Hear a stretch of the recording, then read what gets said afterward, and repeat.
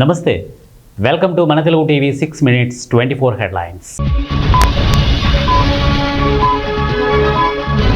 ప్రజాస్వామ్యంలో సంక్షేమం తప్పనిసరి, సీఎం చంద్రబాబు.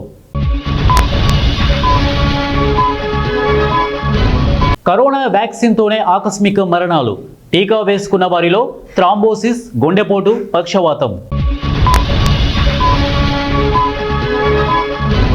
పోలీసులంతా ఒక్కటే, ఉమెన్ పదం అవసరం లేదు, డిప్యూటీ సీఎం మల్లు భట్టి విక్రమార్క.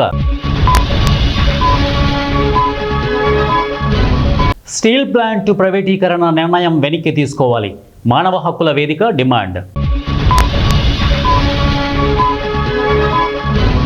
42 మందితో బీజేపీ రాష్ట్ర కమిటీ, రాష్ట్ర అధ్యక్షుడు పివిఎన్ మాధవ్ ప్రకటన.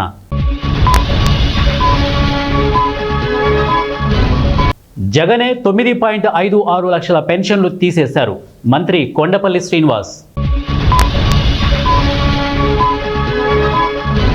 ప్రభుత్వం కక్ష సాధిస్తోంది, మాజీ మంత్రి పెద్దిరెడ్డి.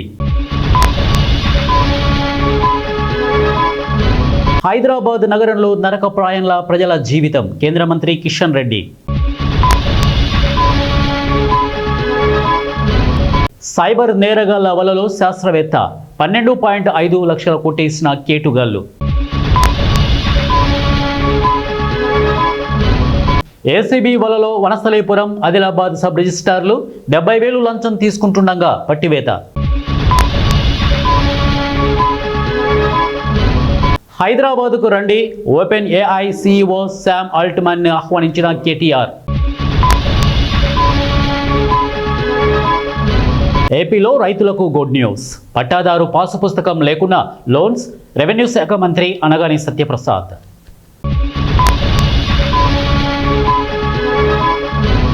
విజయనగరంలో దారుణం, పెళ్లైన 8 నెలలకే దంపతుల మృతి.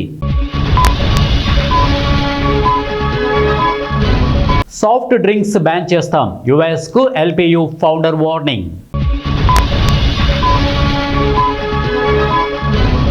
జూబ్లీ హిల్స్ ఉప ఎన్నికల్లో కాంగ్రెస్ పార్టీ జెండా ఎగురవేయాలి, మంత్రి పొన్నం. రౌడీ షీటర్ శ్రీకాంత్ వ్యవహారం, భవిష్యత్తులో ఎవరికీ పెరోల్ సిఫారసు చేయను, కోటంరెడ్డి. యూరియా కొరతపై బీజేపీ కాంగ్రెస్ హై డ్రామాలు, హరీష్ రావు. 2035 నాటికి భారత్కు సొంత అంతరిక్ష కేంద్రం, ఇస్రో చీఫ్.